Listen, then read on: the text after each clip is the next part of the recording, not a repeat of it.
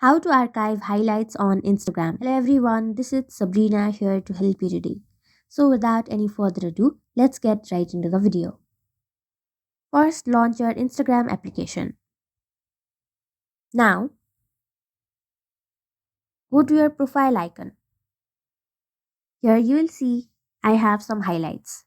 Now in order to archive it, wait for the highlight to load and then on the bottom navigation bar you will see an three dot line. Simply tap on it.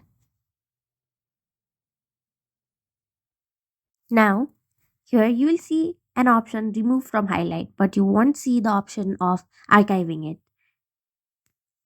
So archiving your highlight means removing your highlight. So the process is just the same. In order to archive, you can simply go to remove highlight and it will be in your archive section but not in your highlight section anymore. So that's it. Thank you for watching this video. Make sure to like, share and subscribe to our YouTube channel. If you got any questions, comment them down and I'll catch you in the next one.